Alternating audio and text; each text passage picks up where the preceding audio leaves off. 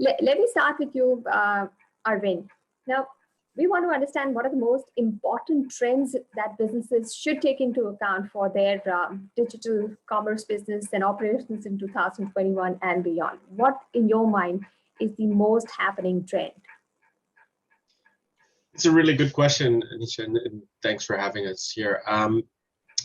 Some of the things that we're looking at and shaping how we're thinking about our business is definitely consumers and their adoption of more e-commerce over the last 12 to 18 months, just given the COVID situation.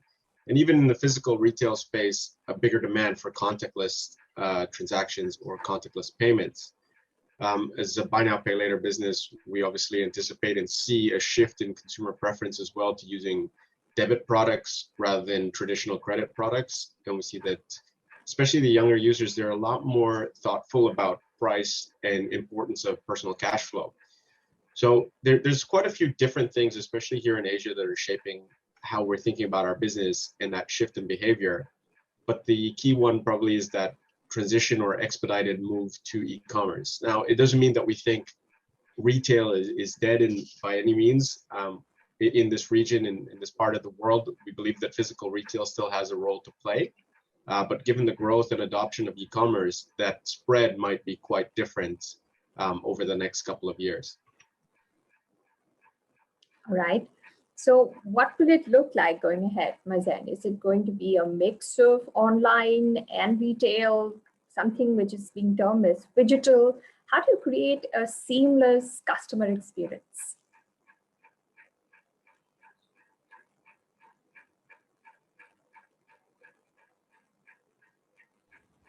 Can you hear me now?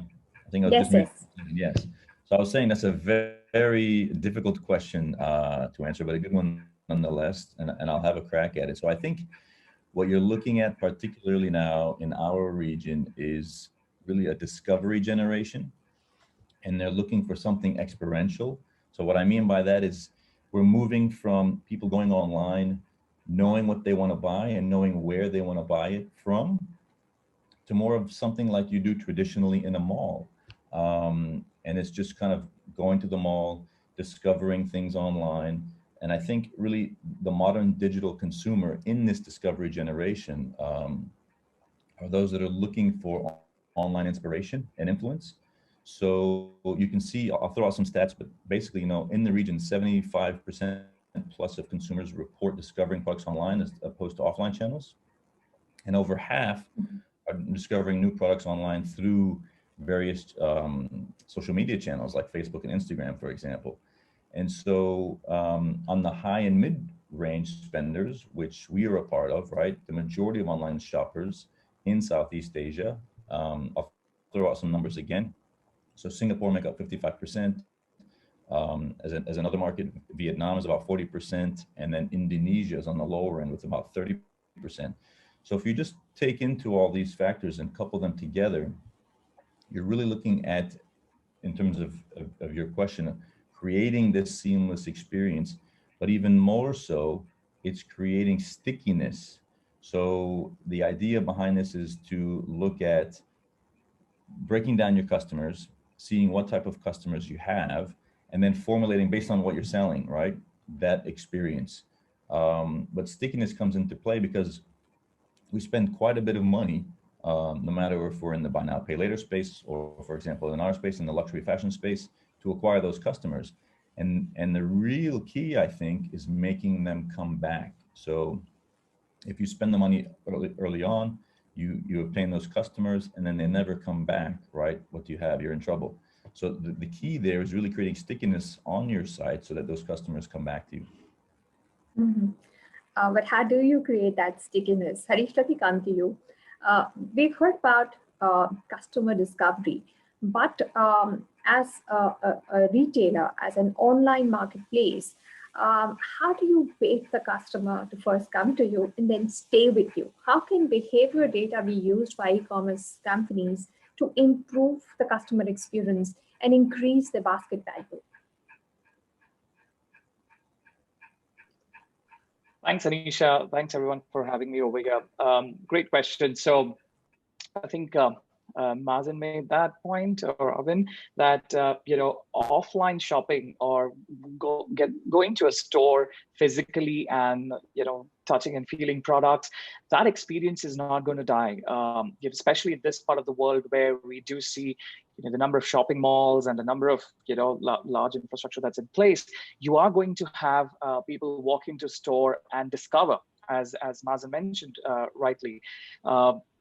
Now, obviously, in the pandemic has changed a lot of the human behaviors. We've seen different aspects of the path to purchase actually get impacted because of the pandemic. Obviously, you've seen people questioning brand loyalties, loyalty shifting to local produce. You're seeing more affinities to discounts. There's a whole study that we did around people's risk appetite towards stepping out versus sitting at home. Even when the lockdowns got opened up in Singapore, you had a bunch of people who still decided to shop online. So how do you, and that's where real world behavior data really comes into picture, where Nayar as a technology, looks at geolocation. That's one of our key USPs. We are able to understand mobility data. We made some interesting studies around the impact of pandemic and impact of lockdowns and how people got restricted to home and stuff. But when things opened up, we did see an increase in people going back. There was that pent-up demand. So understanding that real-world behavior, what are those categories that people are going into? Where are people continuing to stay back at home? What kind of profiles? Largely, we've seen people with, an older member in the family or younger kids being more risk-averse versus the younger population being more risk-taking. So this understanding when online players or omni-channel players allows them to give their customers a lot more seamless and a personalized experience and make them feel that you really know them and you care for their safety. And that's what people want now. They want that assurance that you care for them and they can interact and engage with the brand, whether that's in the online world or in the offline world. Yeah. All right. Ian, so there is a role of data intelligence about of localization, of endearing yourself to your end customer. Because of COVID-19, how are online retailers changing their strategy? What is it that you work on? Do you work on getting more customers because there is a fear outside and, to capitalize on that fear? This is safer, so do it online. Is it the convenience that you're pushing, that online shopping is easier? Is it discounts? Is it localization? What's the trend that is going to work in the years ahead?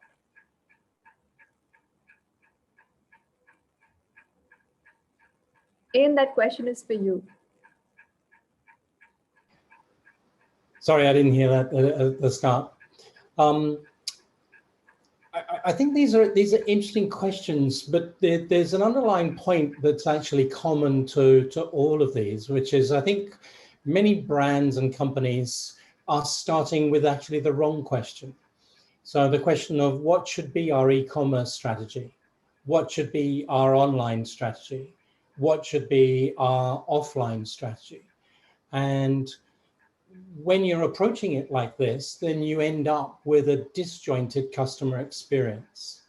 And that really comes from what I call inside out thinking, which is that you as a company put your own internal architecture department first and then fit functions within that. I think what really needs to be done is to turn that round, flip it round and have an outside in strategy. There is no such thing as a mobile strategy or an e-commerce strategy or a digital strategy. There is a customer strategy. And some customers choose to engage in one way and some customers choose to engage in another way. But as long as you put your strategy first and try and fit your customers into it, you're never going to get the right answer. You have to put your customers first and then fit your strategy into what they want. And I think that, that can be exemplified by almost all the brands that we see still failing to recognize a customer who interacts with them digitally when they walk into a store. So I might be a great customer buying from you online, but when I walk into the store, I'm Joe Smo anonymous. There is no recognition. So I think these are just really points, that emphasize that perhaps we need to go back to scratch and think about some more fundamental questions. You're exactly right, Anisha, when you're talking before about acquisition. Almost everything to do with digital hangs on what's my cost of acquisition, what's my retention rate, what's my lifetime value. And many of the driving factors for that don't have good financial presence on a balance sheet. So you can perhaps say, not invest in your call center so that people find that they have a poor customer experience when they want to return a good or ask questions, and that by that cost center saving money, you've provided a bad experience, which means that that user will never return. And that means that not only have you lost that cost of acquisition, but that person will spread the news, and it'll make it more expensive for your brand to acquire the next customer, because you'll get a reputation of taking the money and not providing the support. And so strategies like Net Promoter Score to look at the customer experience, and concepts of return on customer, since it's your customer that is your scarcest resource, not capital anymore, are actually more fundamental. Okay, so very important points raised by Ian. Mazen, what Ian is saying, that perhaps a strategy needs to be outside in. Think of the customer first. The problem here is you don't even have a customer. You have to acquire the customer. How do you get to know the customer? And providing a seamless journey to his expectations. How do you find out what his expectations are? And how do you keep him for a longer time? And how do you give him the seamless experience? Like I like walking into a store and checking out products, whether I buy them or not. And I also speak to the sales representatives, find out what it is about the product. Maybe I don't get the same experience in an online store. What is the role of automation and data intelligence so that you get to know your customer better, so that then you form a strategy which is successful? Right, so this is an interesting point as well. I can't give away our secret sauce, but I will give you some tips. I mean, for all of us, right, that really depends on where they are in the customer journey. And hopefully, I'm sure we all have technology in place that allows us to see at what point in the customer journey that customer is coming to play. And from there, then we react with the data and the tools that we have to ensure that they have a seamless journey. Now, going back just to stickiness, as we had talked about briefly before, if we break this down in Southeast Asia in particular, so I'll throw out some stats again. So digital consumers generally shop on around 4 websites on average. The least loyal customers are generally in Singapore, where they shop at around 5 websites. And so if you look at the most loyal customers, they're generally in the Philippines and Thailand. They're about 3 websites apiece. And so why are they shopping on various websites for the same products? And what's happening, I think this is a bit of the industry's, I don't want to say fault, but we lay the onus on the industry, right? So what they're doing is they're acquiring these customers through discounts. And so while that's an interesting strategy, that doesn't aid in loyalty.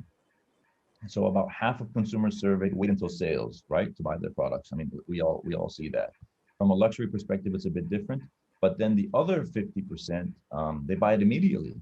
And so in Singapore, it's higher. It's about 60%, where most people wait for discounts. Now, for those of us that are here, we know that. So what you want to look at is,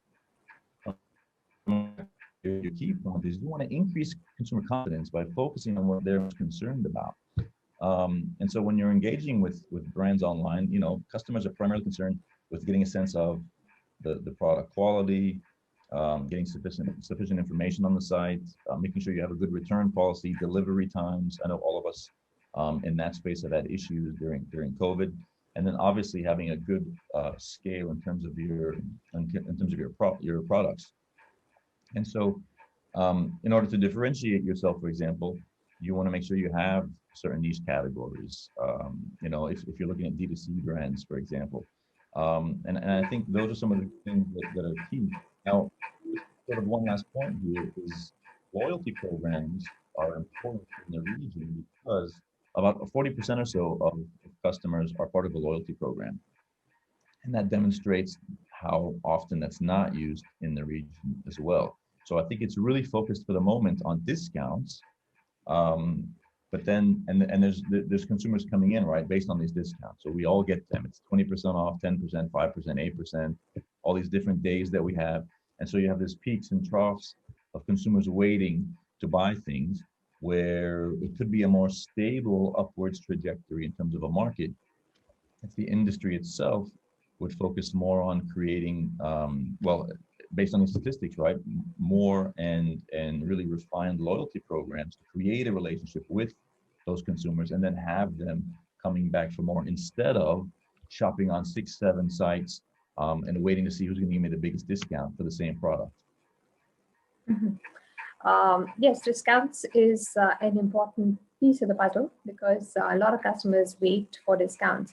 Arvin, if I speak of my experience, I would go and shop on a site where I get good deliveries in time and they have a good return and exchange policy.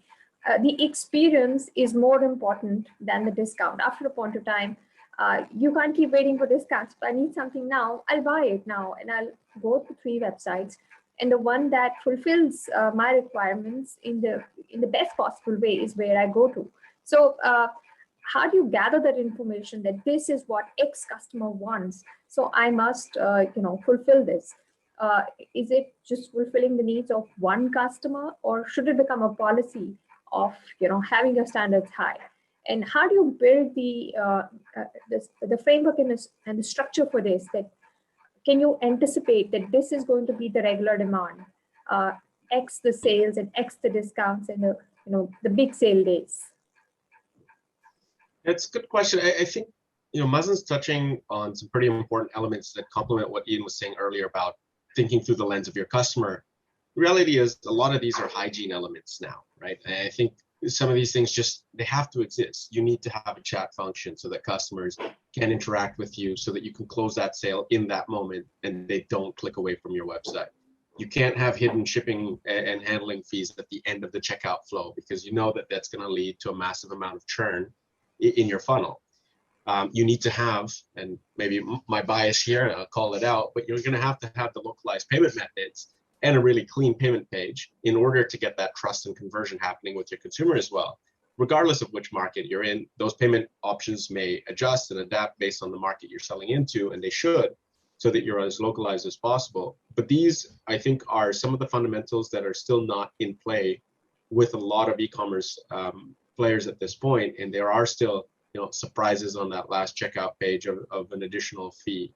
And we take that principle in how we've built our solution to make sure that there are no surprises, no hidden fees. We're calling it out up front. We're building that trust at each step through that checkout flow so that when it comes down to the final decision, you're minimizing that churn position, maximizing conversion at that place. Take care of that hygiene position first in your customer journey and funnel, and then you can start building out that personalized experience post because you're getting customers through, you're understanding that behavior, you're seeing what people are buying, when they're buying, how they're buying, you're optimizing your CX team so that they're available at peak periods in a larger workforce. So, we'll adjust when customer support staff is available and multiple staff are available in parallel based on trends that we see in terms of when we get those tickets and when we get those inquiries coming in. And we do work with our larger retailers on the e-commerce side to tell us when they're going to have a flash sale or when they're going to have an extended period of discounts so that we can optimize on our end, have the right resourcing so that there isn't a drop off in customer experience just because there's a sale during that period. So some of it is customized that way based on understanding where that demand's going to happen. Some of it is just getting the infrastructure and hygiene right so that you can actually get that data. Mazen made a point about assume that you've got your basic MarTech stack in place. Not always the case, right? I think a lot of times it's not necessarily there and that data is not necessarily being captured. but it needs to be there so it can feed your decision making properly as you try to identify where you can personalize that experience. Right. So, Ian, what is the role of the intelligence and your stack? You want to know the customer better, and you want to service the customer in a seamless fashion. So, what insights do you need, and what tools do you have?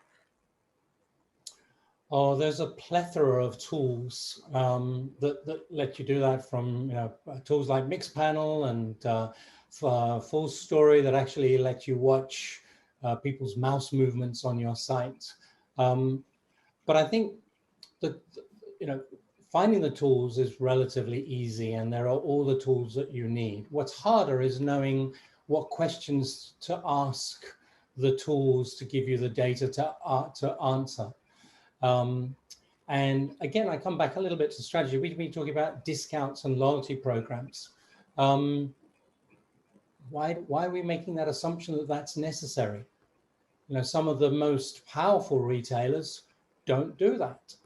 I don't see discounts happening much on Amazon. I certainly don't see them running a loyalty program where I get Amazon points for shopping there. So I think that they've taken one strategy, and Bezos is famous for being customer obsessed. So I'd ask the question for the people who are running discounts and loyalty programs: look at the cost that's incurring on your business, and if you stop spending it on giving that money away to your customers, but instead invested it in the quality of your product, the quality of your service, or perhaps the quality of your marketing, but probably the product and service, and that it includes the experience on site. Is that not likely to create more loyalty? And loyalty creates value, right? Because a repeat buy, they'll come back to you for other products, and then you can upsell, and they're even more valuable. They'll recommend you to their friends. So investing in loyalty creation is probably much more valuable than collecting data to figure out to whom to send a discount code to. Harish, Ian also spoke about customers who go to a mall and buy, and they're doing their shopping online, and he believes the customer experience is very important. But given the way things have panned out since the last year, has there been a perpetual shift in behavior? Are people ever going back to brick and mortar stores? Will customers completely shift to online buying because discounts, convenience, whatever be the reasons? Have we seen a permanent shift? This is actually one of my favorite topics that I generally also speak to a lot of my industry mates or friends who ask us questions around: do you think there's been a fundamental shift or a permanent shift? Now, we did a study and we released it. It's on our blog online, which talked about how did Singaporeans react right after the circuit breaker was lifted, which was the 70 days of lockdown, which was probably the most drastic thing that happened. We are in a mini version right now, almost after a year, but that was pretty much the most drastic thing that happened. Interestingly, human beings being social animal, right? And during that period, you were not allowed to meet people. You were just tired of all your Ludo games and everything that you did online. The two categories where we see the most traffic, footfall traffic, right after the very first weekend on opening was shopping malls and bars and restaurants. Gyms also opened, but people did not land up at the gym. So because they were doing their home workouts, they were pretty happy with keeping their fitness levels, going for their runs, all that was allowed. But what they missed was the element of that social interaction, right? So they missed hanging out with their friends, dining out, and they also missed going out shopping, like physical shopping. In fact, if you see data from China or US, every time they've lifted up lockdowns and when shopping malls opened up, the pent-up demand of the consumers, you could see that has beaten any past sales records, right? I know it's a momentary blip, but there is that pent-up demand, which also continues to show that people are social animals at the end of the day. They would want to step out. But having said that, yes, while the younger generation has always been very tech savvy and digitally adept, one of the things that was an interesting study that showed that it was the older people, the older generation or the 50 plus, who kind of created that new segment that started shopping online now, because obviously there was that element of risk of stepping out and there was no other option if you had to shop online. So from an experience point of view, and that's another interesting point, are brands or e-commerce players creating experience for someone who is very savvy, who knows how to figure out their way through the apps and sites? Or are you helping even in customers across age groups find what they want? Because you get two kinds of customers. Obviously, one who knows exactly what they want, and there are some who are browsing. And how user-friendly is your experience? How are you making them that I understand you, I know your past behavior data, whether that's offline or online purchasing data, and I can create that experience that allows you to find what you want in the the safety of your house. So so that's again an interesting point that I'd like to make. But those changes are going to stay. People are going to continue to shop online, but from what I've seen with our data, people are going to continue to step out and also, go and shop out, dine out. Yes, that's going to continue. Okay, so the experience is an important one. Ian, but you said that if online businesses invest in their product and their customers, rather than discounts, they would have loyal customers. But, customers these days are really spoiled for choice. I know people who would go to a mall, try out a product, and then come home and buy it online because there's a discount. So is there a way around these discounts and the customer, the habitual behavior of the customer to go for discounts? Now, I have been shopping for my groceries online for 2 years now, much before the pandemic, because I like the convenience. Now, I don't go and see where I'm getting more discounts, because I go to one website and they deliver it on time. I will go back to them over and over again. But for many other products, people like to hunt for discounts. So how do you get around this discount, that bait that is there, and an important part of the growth of many online businesses?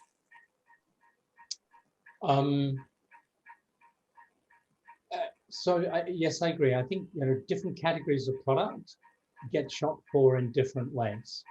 So groceries. Most of us don't have the time to find the cheapest place to buy my milk and bread and rice and flour, right? What I want is a well laid out site which I learn the navigation on. If they remember my past purchases and make it easy to buy, because I'll buy the same brand of milk if I can. So for those sort of categories of products, then I don't think you need to discount. I think there it's all about the experience, the user experience, the convenience, and obviously the quality of the product. I think the bargain hunting happens as you move up the value chain. Now, if you want to buy a new phone or a new, something that's a slightly higher price, then you might go to some of the comparison shopping sites. Say, I'm looking for this, a new router for my Wi-Fi from my home or whatever, where you know that whether you buy it from reseller A, B, or C, it's going to be the same thing. And I might look to see whether that's that's available at a lower cost. But in many cases, the MRP will ensure there isn't too much variation in the price. So, many often I will then go back to the retailer that I'm most comfortable with, already has my credit card, so I don't have to go through that process, because setting myself up on a new retailer, entering my credit card details is a hassle I would rather not do. So I think it's more a question that the user wants to be loyal. As long as you can provide the convenience and the price that's within the spectrum, they won't go, because it is a hassle to look for other places, and a hassle you run the risk. Am I going to get it? I've never dealt with it before. What's the reputation? So I think the answer is that, the basic human behavior is to be risk adverse. So if I can get what I want at a price that I like from a place that I trust, then I'm going to be a little bit price insensitive. Obviously, I'm not going to make twice the price, but getting all of those fundamentals first. So, all the work that I've done, and, I ran a digital agency for 15 years before I started the current business, where now we're in the business of entertainment. And today, entertainment is an internet delivered product. So the same is true for, whether you're selling fashion or other goods, but whether you're selling a subscription to an SVOD service.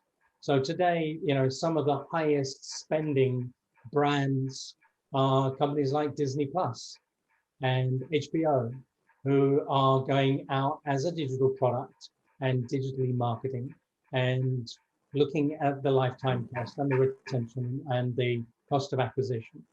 And they're looking at things very differently from at a global level than, frankly, many of the kind of smaller, more local brands who, think that discounts and loyalty points are absolutely necessary. You've heard me before. I think perhaps they aren't. Right. So, Ian, very quickly, can you tell us what are these little nuggets that are going to work? You gave an example of Disney. Going ahead, what are the couple of things that are going to work? The ease of usage, loyalty, what is going to work? Digital payments. Can you give us 2 or 3 things that are going to work in e-commerce going ahead? No, because there's no one answer for every brand, every experience, every country, every customer segment. So what I would say is what will work is being a learning organization. So an organization that realizes that, the faster that you can develop a hypothesis, this way of interacting is better than that way on my site. Do a split test, look at the data, and learn and execute. And the businesses that succeed are the ones that execute these faster and more of them in a week or in a month than the other one. All of those organizations that agonize over collecting lots of data and then employ lots of people to crunch the data and then extract hypotheses from that, I think just move too slowly. So test and learn is really the right strategy. All right, flexibility and test and learn. Arvin, what would you like to say? Do you think e-commerce businesses are sustainable? And is that an important consideration for customers? A loaded question. I have a pretty strong opinion on some of the marketplaces, and I think the unsustainable behavior of discounting, to Ian's point. I think it's been used as a mechanism to bring customers into e-commerce for their first online transaction, getting that offline to online type of first experience. But in the long run, I don't actually see this as a sustainable strategy. And most of the retailers we work with are trying to get out of this cycle.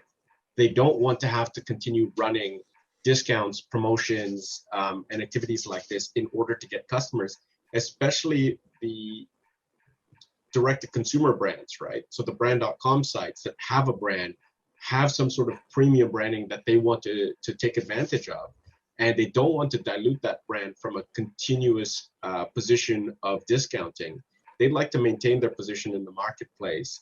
They're being forced into that path now, which is honestly one of the ways that we position ourselves as a business is we're trying to help these direct-to-consumer e-commerce brands get out of that cycle of continuous discounting. Are there better ways? We're one mechanism in like that payment layer. We're branching out into some of the more up funnel type of conversion elements. Our store directory, Mazen's earlier point, it is now a digital place that you can browse and shop around a bit and discover new brands and get access to that. But there are a lot of other elements that they have to take into place or take into consideration, right? And I think that I'm sure there's and I've read it recently. There's a very nicely crafted McKinsey article that tells you here are the steps as a direct-to-consumer brand that you need to take into consideration.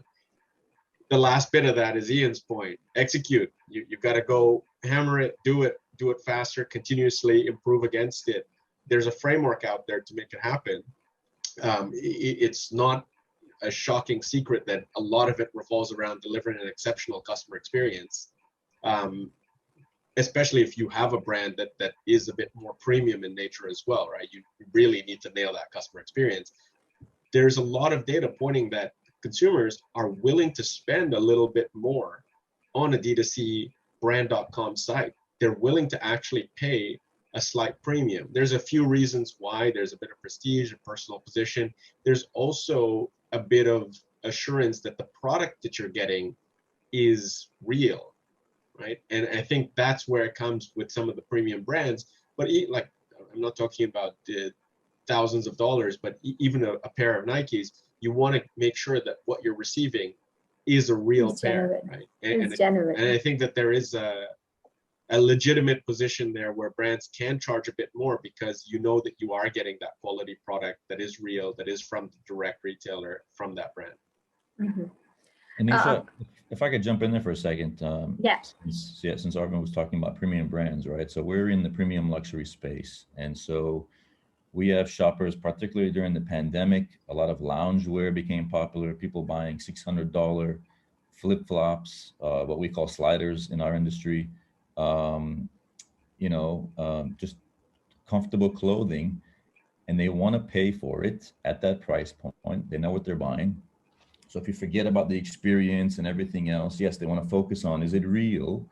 And then, how long will it take to get my product? But the key point there is that they're willing to pay for it. And the other point is, there's a big market there. But going back to Arvin's point is, if you are trying, and I want to be clear, right? So we're anti-discount. In our industry, I don't have pop-ups and all of these things. We don't have that. If you want to come and pay, pay. If you don't want, then buy something else. Go to another website. We're not in that industry. Brands don't like it at the core DNA level. They have price, they have rules and tiered rules on what their products will be priced within all over the world in different regions. And so for us, we're really anti-discount. We will have, of course, discounts at certain points of time in the year. And just to give a quick pointer in terms of our ethos, let's say, we want to tech enable these boutiques and over time the brands themselves so that they can sell these pieces, because there's product all over the world sitting in warehouses that isn't selling, particularly in fashion. And it's not because there isn't a consumer for it, it's because they don't have the tech to get the product to the consumer. But having said that, going back to this discount point, if you are Amazon today, you have all the money in the world. So for anyone on this panel or anyone in our audience thinking that they're going to go up against Amazon and find a different way of doing it, well, I say to you, good luck, have at it. It's going to be a difficult journey. Once Amazon, really clears up this, let's say, mess they've made in terms of burning cash. I have friends who literally will buy one ice cream cone and have it delivered to their home. That's not sustainable. That's not going to work. I see the ads for the $1 delivery fee hamburgers, from some of these sites. I don't know how you're making money. We can't make money doing those things. So unless you have some magic wand, it's not going to happen. So the point is, eventually, at some point in time, the current players are going to solidify themselves somewhere, whether they're niche players like us or the larger players. You're going to have the Amazon, but then everyone else is going to be in trouble because this is not going to continue. And even Amazon themselves, once they've solidified themselves in the market, they're going to draw a line and say, this is it. And then, things kind of stand where they are. But in terms of the current market, it's just impossible. Yeah, but valuations and all of that also, the funding also enables you to do all these things which some people think are nonsensical. But we're getting questions from the audience, and I would quickly like to take them because we're running out of time. We have one question which has come in from Vikas Thakur. His question is, what is the role of a digital platform strategy for e-commerce in this mobile age? Any of you would like to take this up? The role of a digital platform? I can try quickly if you like. Yes, Anisha, yes, please go ahead. Yeah, just very simply, right? So the role is to identify yourself online. So you are an island in this massive ocean of millions and millions of islands, all trying to differentiate themselves. And so your role is to differentiate yourself, to create a USP there, to create a relationship then with whom you think your consumers are. Hopefully you're right. You know, jumping back into all of these tech tools that you have, you know, as Ian said, it's those are easy. It's what do you do with them, and then what do you do with the information? Because most likely you're going to be overloaded with information. And so I think that's the key, is just to have a voice. If you can create a voice where someone is listening, you've at least set up the key basic stepping points to be online. Right. We have another question. The name of the participant is not known, but he's asking, what are your views on conversational AI chatbots and voice bots that can help brands retain customers, improve the customer experience, increase sales, and decrease your customer support cost? Ian, would you like to take that? You spoke about, you know, spending in customer support. Could chatbots replace that? I think the promise is there, but to anyone who's been on a government website and had Jamie pop up and say, hey, I can help you, and then you ask Jamie the simplest question, and she simply says, I can't help you, call back tomorrow. I think the evidence is that they're not there yet. Someone needs to go help Jamie a little bit, because she's frankly not doing the government much service, much help there. So I do think, you know, there's a role for supported self-service. Let's talk about these chatbots as supported self-service. But the investment required to build a knowledge base behind that is immense. And that's really why I think Jamie doesn't do very well on the IRS site or the CPF site or whatever it is, because the investment to create the knowledge base for Jamie to work effectively isn't there. I think the tech for the language, the NLP, the natural language processing, to understand the question, to the semantic extraction, what is this question really all about, and then to match it to the right answers. I think the tech is probably just about there, but most organizations skimp on creating a knowledge base to then drive it properly. So I think we're nearly there, but it needs to be, it's a bigger project than you think to implement it. It's not a cheap replacement for a call center. And a lot of people look at that and they think of the call center as a cost center. Mm-hmm. I don't agree, actually. A call center is one of the, let me make another statement. Many of the things we've talked about are assumed as hygiene factors by the customer, right? You've got to have a website. It's got to be easy to navigate. I've got to find the product I like. I've got to be able to buy it. I've got to be able to check it out. And if you do that, that's fine. I won't even think about it, right? That's table stakes. Where you create loyalty in a brand is when something goes wrong and how you handle it. If you can't get through to the call center, if the people at the call center are rude, if they don't know the answers, or the policies that they have that the company enforces them are wrong, then you are destroying huge slices of your brand equity by going cheap on your call center. So, quick answer, invest. All right. Thank you so much, gentlemen, for joining us this morning and sharing with us your views on e-commerce, what works best, and where to invest to ensure a great customer experience. Harish, Arvin, Ian, Mazen, thank you so much for joining us today and sharing with us your insights. Thank you.